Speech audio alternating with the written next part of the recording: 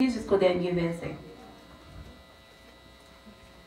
Que dirons-nous donc? Demeurions-nous dans le péché afin que la grâce abonde? Loin de là, nous qui sommes morts au péché, comment vivrons-nous encore dans le péché? Ignorez-vous que nous tous qui avons été baptisés en Jésus-Christ, c'est en sa mort que nous avons été baptisés. Nous avons donc été ensevelis avec lui par le baptême en sa mort, afin que, comme Christ ressuscité des morts par la gloire du Père, de même nous aussi, nous marchions en nouveauté de vie. En effet, si nous sommes devenus une même plante avec lui par la conformité à sa mort, nous le serons aussi par la conformité à sa résurrection. Sache que notre vieil homme a été crucifié avec lui, afin que le corps du péché soit détruit, pour que nous ne soyons plus esclaves du péché. Car celui qui est mort est libre du péché. Or, si nous sommes morts avec Christ, nous croyons que nous vivrons aussi avec lui. Dans ce que Christ, ressuscité des morts, ne meurt plus, la mort n'a plus de pouvoir sur lui. Car il est mort et c'est pour le péché qu'il est mort une fois pour toutes. Il est revenu à la vie et c'est pour Dieu qu'il vit. Ainsi vous-même, regardez-vous comme mort au péché et comme vivant pour Dieu en Jésus-Christ. Que le péché ne règne donc point dans votre corps mortel.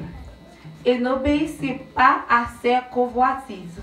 Ne livrez pas vos membres au péché comme des instruments d'iniquité, mais donnez-vous vous-même à Dieu comme étant vivants de mort que vous étiez, et offrez à Dieu vos membres comme des instruments de justice.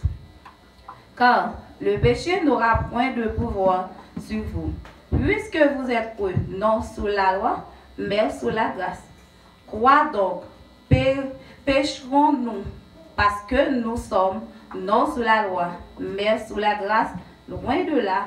Ne savez-vous pas qu'on vous livre à quelqu'un comme esclave pour lui? Obéissez-vous être esclave de celui à qui vous obéissez, soit du péché qui conduit à la mort, soit de l'obéissance qui conduit à la justice.